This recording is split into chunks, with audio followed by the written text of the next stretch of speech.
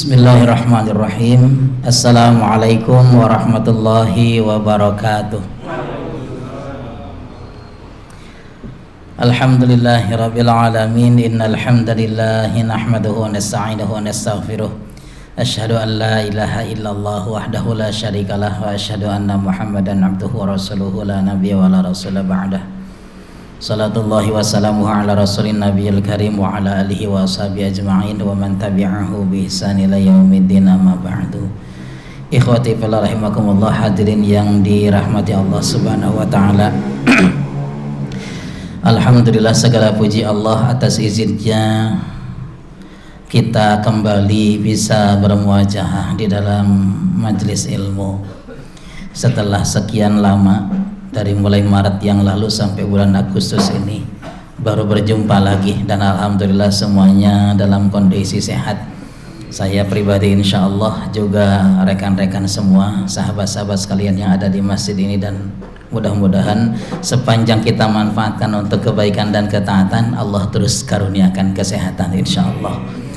Salawat dan salam semoga senantiasa dilimpah curah kehadirat Nabi besar Muhammad sallallahu alaihi wasallam. Allahumma salli wa sallim wa barik alaihi. Rasulullah bersabda, "Idza marartum bi riyadil jannah farta'u." Jika engkau melewati taman-taman surga, maka penuhilah dahagamu, ya. Artinya minumlah sepuasnya, katanya. Lalu Rasulullah ditanya, "Wa ma riyadul jannah ya Rasulullah?" Apa yang disebut dengan taman-taman surga itu ya Rasulullah? Kemudian beliau menjawab, "Khilaqudz dzikri au majalisul ilmi." Yang dimaksud dengan taman surga oleh Rasulullah itu adalah halaqah atau perkumpulan-perkumpulan di dalam rangka berzikir kepada Allah, dan utamanya adalah majalisul ilmi, katanya, majelis-majelis ilmu. Alhamdulillah kita sedang mencoba memuaskan dahaga kita, gitu ya, minum sebanyak-banyaknya dari taman surga ini, yang mudah-mudahan kita termasuk orang-orang yang kelak diperkenankan oleh Allah untuk menghuni surganya insya Allah. Ikhwati fillah rahimakumullah, ini boleh dibilang pengajian perdana saya di masjid sejak Maret yang lalu, betul, karena selama ini kelas-kelas pengajaran tahsin Al-Quran yang saya selenggarakan beralih ke online, gitu ya. Jadi akhirnya duduk cimek-blek we di bumi, dina meja kieu, belakangnya layar Tarki, LKP Tarki, ngajar sesi pertama, nanti sesi siang, sesi yang biasa dilaksanakan rutin. Jadi sekarang mah di rumah, gitu ya. Oh iya, work from home teh. Mohon nelpon teh jantan ada kaganggu, oke gitu. Kayak lah ieu nuju online heula sakedapnya kayak dilanjut gitu. Gitu, seperti itu. Hanya dengan layar seperti ininya seperti itu, ya. Tapi ya akhirnya ya itulah menjadi alternatif pilihan dalam situasi kondisi sekarang, bagaimana supaya majelis ilmu itu tetap terselenggara, yang mudah-mudahan pahalanya tidak kurang. Karena apa ya? Karena situasi dan kondisi. Tetapi alhamdulillah saat ini kita mencoba memaksimalkan lagi, kembali kepada bukan new normal ya, tapi do normal, duli atau do itu ya naonnya seharusnya. Jadi kembali kepada normal yang seharusnya memang ke masjid, datang melangkahkan kakinya, duduk. Yang sekarang mungkin yang belum bisa dipenuhi itu adalah rapatnya saf ketika sholat, gitu ya, rapatnya saf, sehingga menjadi sebagian merasa sholat berjamaah teh asa bobodohan dan sebagainya. Ya gimana lagi, atau udah situasi kondisinya begini. Mungkin hanya Allah lah yang berhak untuk menilai apakah salat kita menjadi salat yang sempurna, gitu ya. Allah yang menilai, tetapi kita dibekali solusinya oleh Allah Subhanahu wa taala, bagaimana agar salat kita dinilai menjadi salat yang baik insyaallah. Ikhwati fillah rahimakumullah. Pada kesempatan malam hari ini kita sedang mengadakan, di samping tadi memenuhi dahaga kita dengan kehausan ilmu di taman surga yang disunnahkan oleh Rasul ini. Yang berikutnya adalah kita sedang mengadakan ribat rupanya. Ribat itu bagian daripada istilah yang berkaitan dengan jihad. Ya, kalau jihad secara umum memang berperang di jalan Allah dalam rangka menjaga kemuliaan agama Allah. Tetapi kalau ribat itu ibaratnya adalah orang-orang yang rela mewakafkan waktu, tenaga dan pikirannya untuk duduk di pos-pos perbatasan negeri dengan segala konsekuensinya. Kalau panas ya kepanasan, kekurangan ransum gitunya, bahan makanan ya akan kelaparan. Kalau kemudian cuaca sedang dingin ya kedinginan. Itu adalah bagian daripada jihad. Dan bertahannya kita selepas maghrib menuju waktu salat berikutnya termasuk ribat itu, ya. Karena kata Rasul ketika beliau ditanya ayu amalin afdol, amal yang paling amal apa yang paling utama, beliau memberikan jawaban isbabul wudu walau indal makarih, katanya sempurnakan wudumu walaupun kamu sangat membencinya. Mungkin cuaca sedang dingin, ya, antel sareng cai tiis teh tiris begitu biasanya di waktu subuh, atau mungkin ketika melaksanakan sholat tahajud ke tiris-tirisna, bukannya bangun biasanya untuk berwudu tapi malah narik selimut biasanya lamun jam sakitu mah, tapi ya kemudian bangun, ya, dia berusaha untuk wudu dengan sempurna. Ini isbagul wudu walau indal makarih, ini amal yang paling utama. Kathratul khuta ilal masjid, katanya memperbanyak langkah menuju masjid. Yang sempat tertahan keutamaan ini ketika awal-awal sedang horor-horornya gitu ya, mau apa namanya, virus corona gitu ya. Nah sempat tertahan ini langkah kita ke masjid. Sunnahnya nggak kebagian karena sebagian melaksanakan ibadah sholat di rumah masing-masing, bahkan mungkin Idul Fitri pada di rumah ya.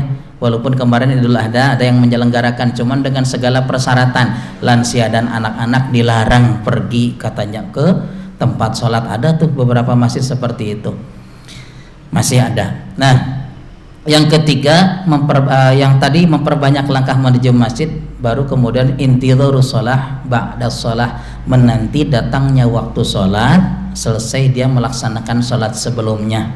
Tetapi menanti yang dimaksud tentunya duduk di masjid. Hari di bumi oke dah saminya, pulang ke rumah kemudian makan malam, datang waktu isya kemudian ke masjid lagi, sama itu kan nungguan sholat, ya. Atau kemudian nonton heula sekilas berita-berita dan sebagainya, kayak pas adzan isya berangkat lagi. Kalau baheula mah aya zaman bola kenehnya, gitu aya cenah ka bumi heula ieu mumpung keur istirahat kakara ke masjid deui gitu ya.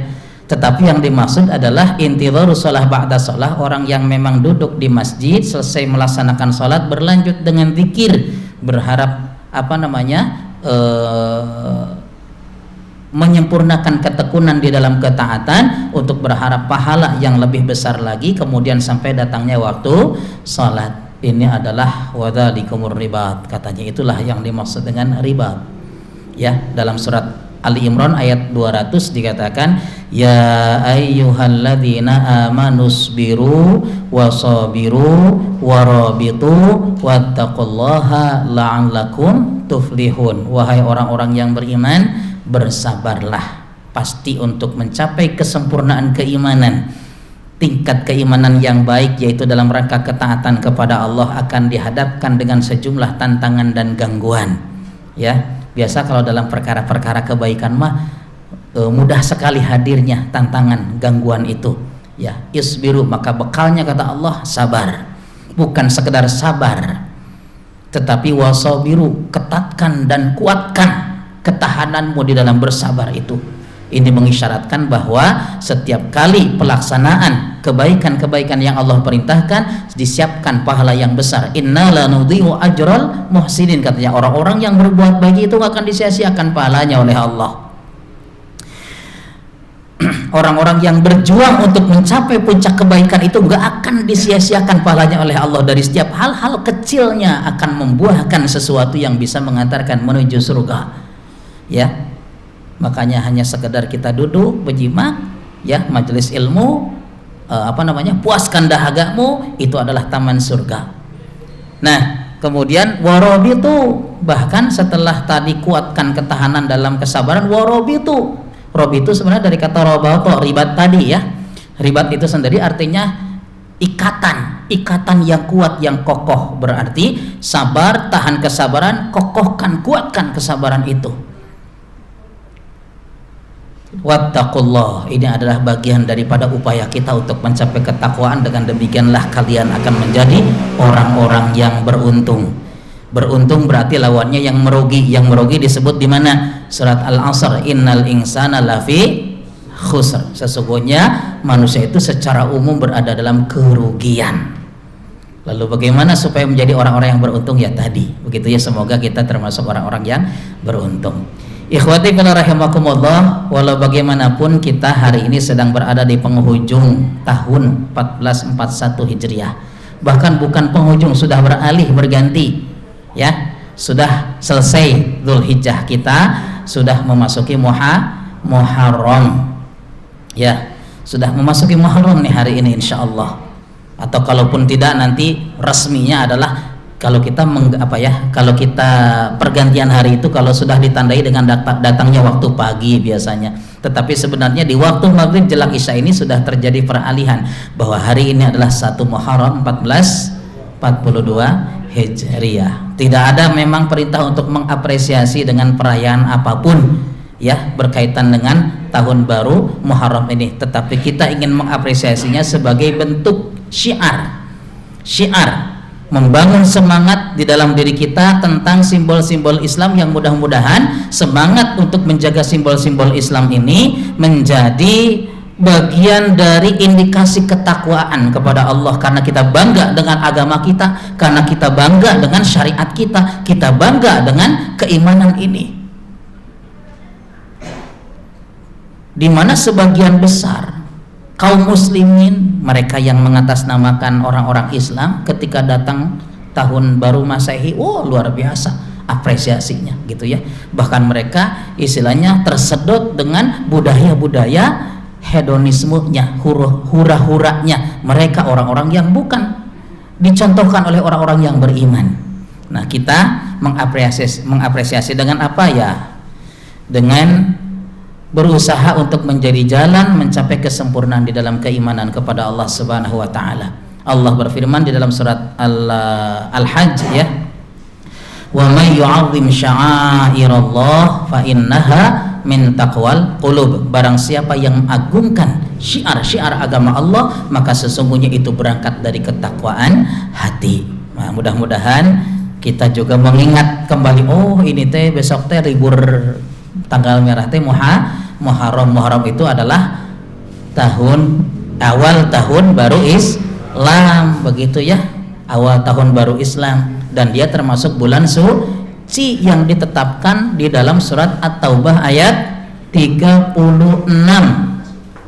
itu ya, inna iddatasyuhuri indallahi fi kitabillahi ithna asyara sahron, katanya sesungguhnya bilangan bulan di sisi Allah yang telah ditetapkan di dalam kitab itu ya, di Lauh Mahfuz, ada 12 bulan sejak penciptaan langit dan bumi itu.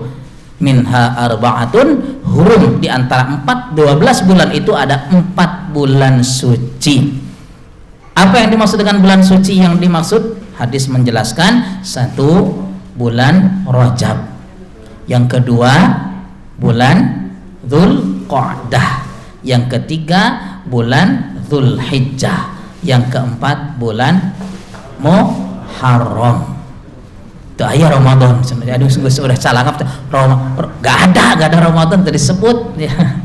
Ramadan mah dia tersendiri. Yang dimaksud arba'atun hurum, 4 bulan suci itu adalah Rajab, terus bulan 11, 12 dan 1. Gitu ya. Bulan 7, bulan 11, 12 dan 1. 11-nya Dzulqa'dah, 12-nya Dzulhijjah. Nah, sekarang masih tadi Dzulhijjah itu ya bulan suci. Nah, kemudian disempurnakan dengan Muharram, bulan suci itu.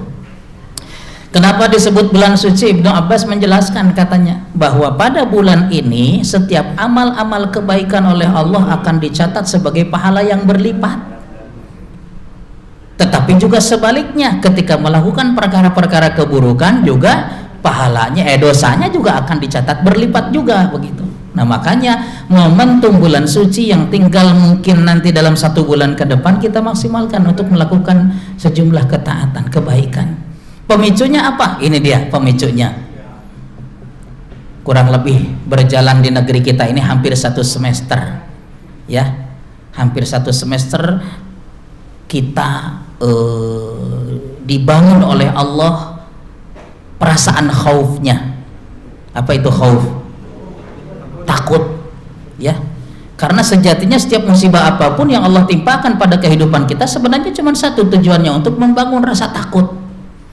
Lihat buktinya 155 surat Al-Baqarah, walanabluwannakum bisyai'in minal khauf, katanya begitu. Yang paling pertama disebut itu, sungguh benar-benar kami menguji kalian dengan sedikit minal khaufi, dari rasa takut.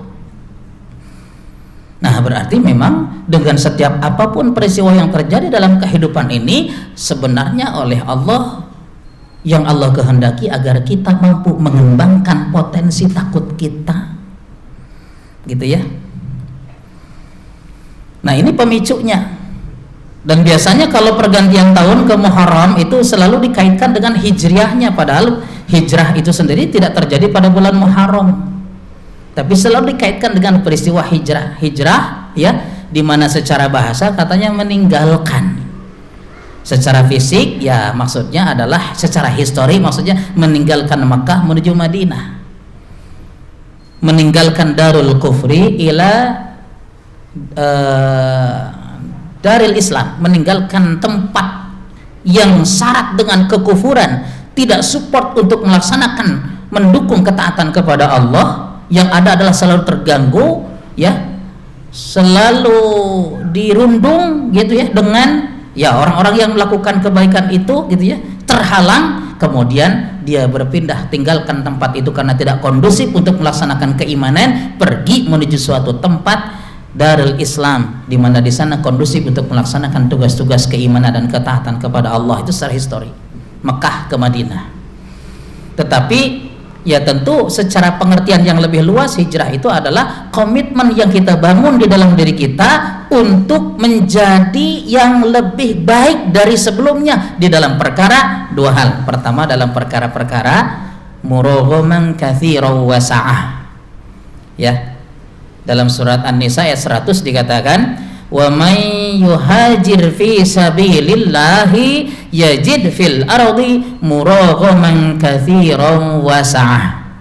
Barang siapa yang berhijrah fi sabilillah, di dalam rangka ketaatan kepada Allah, yajid fil ardi, maka dia pasti akan mendapati di bumi ini muraghaman, keleluasaan, kelapangan di dalam rangka melaksanakan ketaatan kepada Allah. Nah, berarti tujuannya itu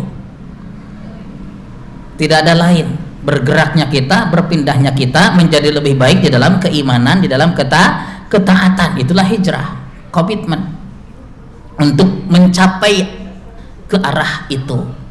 Nah majelis-majelis ilmu ini adalah stimulasinya untuk merangsang. Tadi pemicunya nanti ya, belum, nanti ke sana lagi.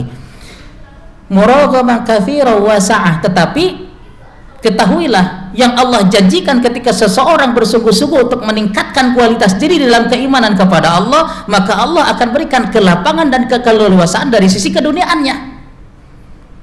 Ini yang seringkali menjadi gangguan bagi orang-orang yang berkomitmen untuk mencapai kesempurnaan dalam ketaatan kepada Allah. Itu gangguannya adalah takut kehilangan materi-materi yang ia miliki.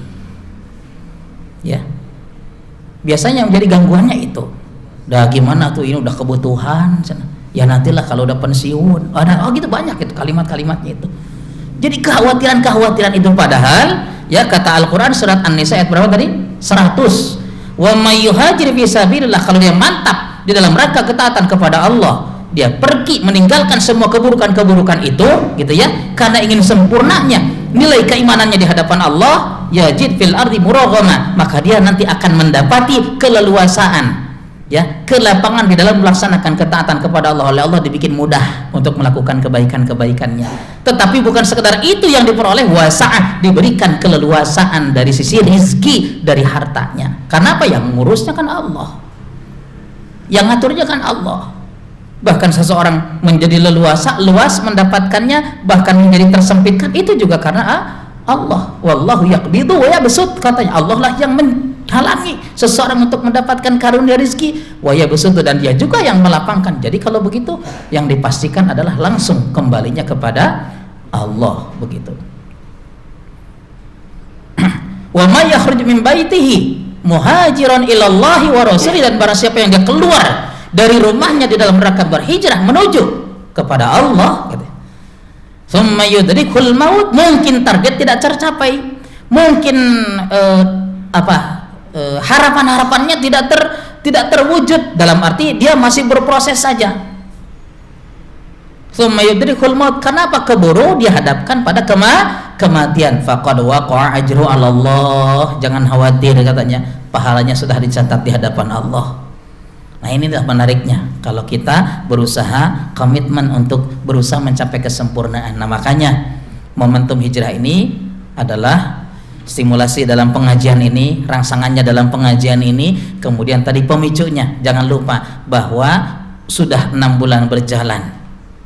Ya, awal-awal memang terasa sekali horornya, awal-awal terasa khawatirnya, galaunya, gelisahnya. Tetapi pastikan kegelisahan itu adalah karena terhalangnya perkara-perkara kebaikan yang diperintahkan Allah, bukan karena kemudian sekarang kan banyak yang khawatirnya itu adalah walau bagaimanapun telah terjadi resesi ekonomi, gitu ya, sudah anjlok lah, gitu ya, seperti itu. Orang-orang istilahnya sekarang itu modelnya pemasukannya X, pengeluarannya Y, begitu ya. Jadi sudah tidak lagi berimbang seperti itu. Kondisinya betul-betul dampaknya dirasakan oleh semua, ya. Tetapi bukan itu yang menjadi kekhawatiran. Yang oleh Allah diberikan ujian ini ternyata untuk waladabluwannakum bisyai'im minal khaufi, untuk membangun rasa takut. Nah, pertama takutnya dari sisi apa? Ya, takutnya adalah dari sisi khawatir bahwa ini semua ditimpakan karena kehilafan kita, karena kekurangan kita. Selama ini Allah berikan rasa aman, nyaman, tentram, tetapi tidak bisa memaksimalkan ketaatan.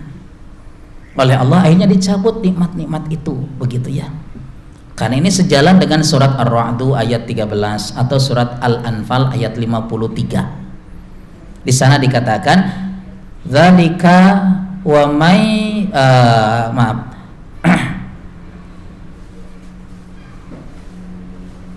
di situ dikatakan innallaha la yughayyiru ma biqaumin hatta yughayyiru ma bi anfusihim. Nah, itu surat Ar-Ra'd ayat 13. Nah, ayat 53-nya surat Al-Anfal, dzalika bi annallaha lam yakum mughayyiran ni'matan an'amaha 'ala qaumin hatta yughayyiru ma bi anfusihim. Demikianlah bahwa Allah tidak akan mencabut nikmat yang sudah Allah berikan, limpahkan kepada suatu kaum, hatta yughayyiru ma bi anfusihim, sampai penduduk negeri kaum tersebut mengubah apa yang seharusnya ada pada diri mereka. Memang dengan semua nikmat yang Allah berikan itu, apa yang seharusnya ada dalam diri mereka? Syukur kepada Allah, tunduk, patuh, taat kepada Allah. Nah, tetapi mereka tidak, khawatirnya kalau kemudian nikmat-nikmat kenyamanan, keleluasan yang selama ini kita rasakan, gitu ya, kemudian sudah tidak lagi kita rasakan kenikmatannya, seperti nikmat apa yang dicabutin dalam berjamaah, sholat renggang, berjumpa tidak saling musafahah, bersalaman, ya. Ini dicabut nikmatnya. Bukankah katanya seseorang bersalaman, bersentuhan itu digugurkan, dihapuskan dosanya sampai ia melepaskan jabatan tangannya. Masya Allah, nikmat itu sudah tidak bisa lagi kita rasakan secara leluasa, maksudnya begitu ya. Bahkan yang ada interaksi kita itu bukan dibangun di atas interaksi kenyamanan, tetapi yang ada adalah khawatirnya dibangun di atas interaksi saling kecurigaan. Kenapa pakai saya mau pakai masker, cerita sudah ketepaan di sente. Kadang jadi begitu, ya. Tetapi alasannya cuma satu, bagaimana supaya misalnya tidak menjadi saling kecurigaan begini gitu ya. Saya menggunakan masker karena saya sayang sama saudara saya, khawatir saya membawa penyakit, gitu ya. Bukan kemudian kita merasa kita yang sehat, maneh nanu gering jadi sieun katepan henteu gitu. Mohon maaf ya, saya pakai masker karena saya khawatir saya yang membawa penyakit kemudian menulari Anda, begitu. Nah, jadi dibangun di atas husnuzon tetap. Ini ujian sebenarnya, ujian ukhuwah, ujian bagaimana berinteraksi kita tidak dibangun di atas saling kebencian tetapi saling sayang menyayangi sebenarnya. Jadi perasaan yang dibangun dalam diri kita begitu, gitu ya. Nah, ikhwati fillah rahimakumullah, tadi takut, membangun rasa takut. Takutnya kenapa? Takutnya adalah karena selama ini Allah karuniakan kenikmatan itu oleh Allah, kemudian disia-siakan oleh kita, gitu maksudnya. Jelas sekali bahwa Allah tidak akan mencabut nikmat suatu yang sudah dilimpahkan kepada suatu kaum hatta yughayyiru ma bi anfusihim, sampai mereka mengubah apa yang seharusnya ada pada diri mereka. Apa yang harus ada pada diri mereka masing-masing? Dengan nikmat ini mereka harus bersyukur. Dengan nikmat ini mereka harus melakukan keimanan, mereka harus melakukan ketaatan, mereka harus menjadi penyebar kebaikan di dalam kehidupan umat manusia. Tetapi mereka melakukan sebaliknya. Apa yang terjadi kalau yang dilakukan sebaliknya? Diperkuat oleh surat An-Nahl ayat 112. Surat An-Nahl ayat 112. Wa daraballahu mathalan qaryatan kanat aminatan mutmainnah ya'tiha rizquha ragadan min kulli makan fakafarat bi an'amillah fa'adzaqaha Allahu libasal ju'i wal khauf bima kanu yasnaun. Dan Allah memberikan perumpamaan tentang sebuah negeri yang kehidupannya aman, nyaman, tentram, tenang, adem, ayem. Ya'tiha rizquha ragadan min kulli makan, rizkinya datang dari berbagai macam penjuru. Artinya sejahtera kehidupan negeri tersebut. Fakafarat bi an'amillah, tetapi mereka mengingkari itu semua merupakan nikmat Allah, mereka ingkari. Apa yang terjadi? Fa'adzaqahallahu libasal ju', maka Allah timpakan kepada penduduk negeri tersebut libasal ju', hidupnya diliputi dengan kelaparan, ekonominya dicabut, kemapanannya sedikit demi sedikit. Ini yang terjadi di negeri kita. Ya. Ketemu tadi saya dengan tukang salah satu murid saya gitu ya, salah satu murid saya tapi tukang lontong Padang begitu ya. Udah ngobrol, setelah ngobrol, aduh senasat, gimana lagi saya membutuh, biasanya dia jualan dari pagi sampai siang, sekarang mah sore jualan sampai malam begitu ya, seperti itu. Udah gimana kondisinya? Ya dulu mungkin dari pagi sampai sore itu terpenuhi gitu kemaslahatan kehidupan sehari-harinya, sekarang harus harus dua waktu dia baru bisa mencoba supaya perekonomian kehidupannya stabil. Ya sama-sama lah, semuanya merasakan. Tetapi jangan sampai lupa kita untuk tetap bersyukur kepada Allah gitu ya. Kenapa? Sebab kita masih dikasih kesempatan untuk menghirup nafasnya, walaupun dengan segala kesungguhan yang kita lakukan untuk bekerja, kita hanya bisa memenuhi ala kadarnya kemaslahatan keluarga kita. Artinya tenaganya masih dikasih oleh Allah, pintu rezekinya masih dibukakan oleh Allah. Untuk tetap berhusnudzon kepada Allah, tetap bersyukur. Karena apa? Itu dia, fa'adzaqahallahu libasal ju'. Nah setelah ju' apa? Dicabut kemapanan ekonominya, wal khauf, dibangun rasa takutnya.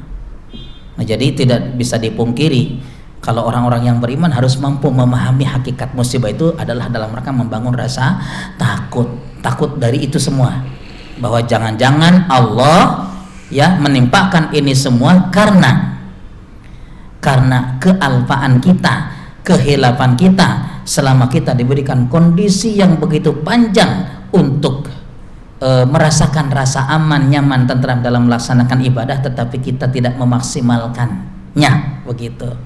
Karena ada orang karek semangat cenah salat berjamaah ipak teh kaburu corona cenah gitu ya. Aduh eta mah ngagejret pisan cenanya. Sana. Atau kadang-kadang jadi paling semangat begitu terjadi serba salahnya ke kondisi aman, nyaman, tentram, wegah ka masjid teh. Nah hari ayeuna jadi ngadak-ngadak rajin ke masjid, padahal di situ ada alasan syar'inya waktu di awal-awal dulu gitu ya. Nah jadi Itu yang rasa takut. Lalu bagaimana solusinya? Gitu ya. Solusinya adalah sebagaimana takutnya Nabi Adam. Ini saya ingatkan lagi nih, karena udah mungkin 6 bulan berlalu gitu ya. Takutnya Nabi Adam ketika beliau bermaksiat kepada Allah Subhanahu wa taala, galau beliau, gelisah beliau. Karena apa? Terkena hukuman langsung ya. Fa'azallahuma syaitanu anha fa'akhrajahuma mimma kana fi. Dikeluarkan oleh Allah dari semua kenikmatan surga yang selama ini leluasa diaksesnya. Karena apa? Kemaksiatannya, karena mengikuti bisikan syaitan. Lalu galau, tapi saat itu belum ada solusi. Apa yang harus dilakukan? Makanya Ibnu Katsir menjelaskan, katanya dalam sebuah kisah Nabi Adam berdialog dengan Allah, ya Allah, bukankah aku diciptakan ini karena sudah tertulis dalam kitabmu? Dijawab oleh Allah, iya. Wahai Allah, bukankah aku juga melenceng, menyimpang, tergelincir di dalam kemaksiatan juga sudah tertulis di dalam kitabmu? Allah jawab, iya. Ya Allah, bagaimana sekiranya aku ingin kembali dekat kepadamu, berada dalam ridhamu, apakah engkau akan menerima aku? Allah jawab, iya. Dipertegas oleh surat Al-Baqarah 37, fatalaqqa Adamu min rabbih kalimatin fataba alaihi innahu huwat tawwabur rahim. Maka Adam pun diajarkan oleh Allah beberapa kalimat, yang dengan kalimat itu beliau membacakannya. Istrinya itu siapa? Hawa ya. Hawa juga membacakannya gitu ya. Soalnya kemarin-kemarin ribut Adam dan Dadang cenah begitu ya. Kerja zaman LGBT itu Adam dan Hawa di mana-mana oke nya tuh ayah ya. Kedua-duanya membacakannya, fataba alaihi, pertobatan mereka diterima oleh Allah karena memang Allah sudah siap. Memang Allah ingin menerima taubat mereka, tinggal menanti apakah mereka mau bertobat atau tidak. Ternyata terbukti kesungguhannya dengan dialog. Adam memohon kepada Allah, ajarkan kepada kami bagaimana cara bertobat kepadamu. Baik, memang itu yang Allah inginkan. Allah menanti dulu gitu. Padahal Allah sudah menetapkan innahu huwat tawwabur rahim, sesungguhnya dia itu memiliki sifat maha menerima taubat dan maha penyayang. Sifat Allah ini baku, maksudnya selalu melekat kepada Allah. Sebelum ada manusia Allah sudah memiliki sifat ini gitu maksudnya ya. Allah tuh betapa senang menerima taubat dari hamba-hambanya. Allah tuh betapa senang kembali kepada hamba-hambanya. Allah tuh betapa senang terus ibaratnya ya memicu gitu ya, supaya setiap orang-orang itu ingin bertobat kepadanya. Nah, makanya datang corona gitu, terbangun rasa takut. Oh iya, jangan-jangan saya ini orang yang hilaf. Jangan dulu saya masih lalai, masih mengabaikan, belum maksimal memanfaatkan waktu, tenaga, pikiran yang Allah karuniakan ini. Sehatnya sudah, tapi saya malah memanfaatkan sehat itu untuk menikmati kesenangan. Belum menjadi sehat itu dijadikan jalan untuk berjuang memaksimalkan amal-amal ibadah, misalnya begitu ya. Salah satunya yang perlu kesungguhan itu adalah membaca Al-Quran. Membaca Al-Quran itu udah ditetapkan lah, Al-Quran, Sunnah, para ulama harus menjadi amaliyah orang-orang yang bertakwa, harus menjadi rutinitas amal-amal yang orang yang bertakwa. Bahkan bukan sekedar orang-orang muslim yang mendapatkan apresiasi dari Al-Quran. Dulu juga ahlul kitab diapresiasi oleh Al-Quran sebelum Islam datang ya.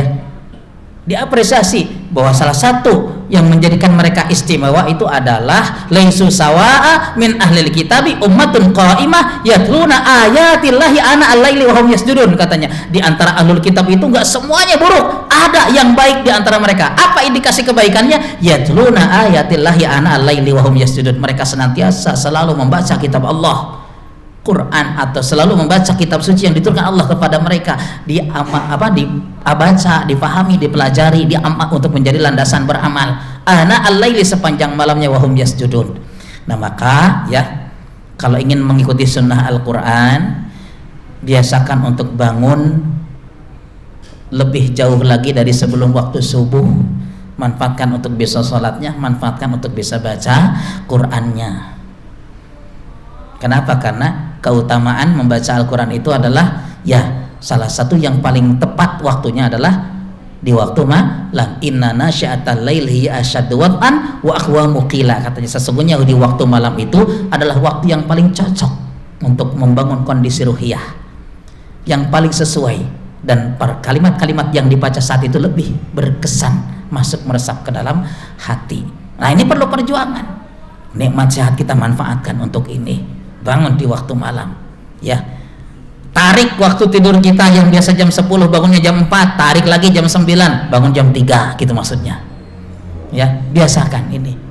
Nah, inilah nikmat sehat kita gunakan untuk berjuang memaksimalkan ibadah kita kepada Allah Subhanahu wa taala. Ini cara kita membangun rasa takut. Nah, Nabi Adam berdoa akhirnya. Gimana doanya? Rabbana zalamna anfusana, dan seterusnya pada hafal ya Bapak-bapak, Ibu-ibu sekalian. Jadi rasa takut kita atasi dengan sebagian banyak berdoa kepada Allah, kembali memaksimalkan dan mendekatkan diri kita kepada Allah Subhanahu wa taala. Berikutnya, salah satu bentuk rasa takut yang harus kita bangun adalah khawatir bahwa sekarang memang sudah terjadi pergeseran pola ibadah, gitu ya. Sampai berapa lama entah, kita tidak tahu, baik dalam urusan hablum minallahnya ataupun hablum minan nas yang tadi saya ceritakan itu, ya, ke masjid safnya renggang. Kita tidak tahu apakah ini semakin dulu, mungkin ini dulu kan gini perintah Rasulnya, rapatkan dan sempurnakan saf, jangan renggang katanya, karena kalau direnggangkan itu ada ancaman. Sebagaimana kalian merenggangkan saf katanya, maka Allah pun akan renggangkan ikatan di antara sesama kalian. Rupanya hadis itu terbukti ya, sampai terenggang, kita berjumpa juga tidak saling bersalaman, mungkin begitu ya ujung-ujungnya gara-gara saf renggang gitu. Tapi mudah-mudahan bukan ini gitu yang menjadi maksud dari hadis tersebut. Khawatir kan kita kalau memang ternyata seperti itu, ya. Apakah harus didapatkan lagi? Tidak, kita memang harus melaksanakan protokol kesehatan. Sejauh ini para ahli gitu ya, kita coba di tempat-tempat kebaikan kita betul-betul kita maksimalkan ikhtiar kita, maksudnya kita maksimalkan ikhtiar kita untuk mencegah diri dari penyebaran, gitu ya, mencegah. Jadi ini hanya semata-mata optimalisasi, maksimal ikhtiar kita, kan harus ini juga maksimalkan ikhtiar, harus itu, ya. Nah, pada saat ini memang kalau di masjid pasti orang datang ke masjid dan berjamaah, kemudian saf direnggangkan.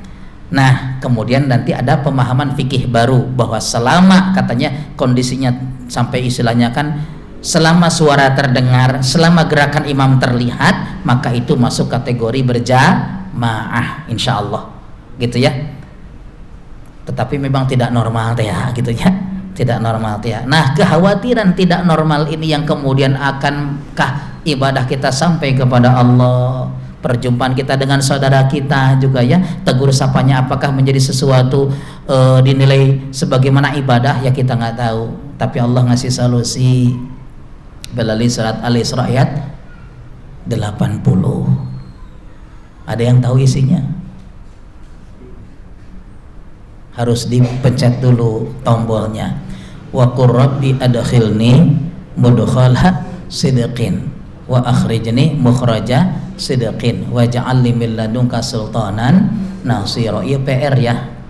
Nih langsung saya ketemu dengan saya pertama kali, langsung saya kasih PR 2. Berarti yang pertama surat Al-A'raf 23, doanya Nabi Adam, tapi itu saya yakin sudah relatif pada hafal.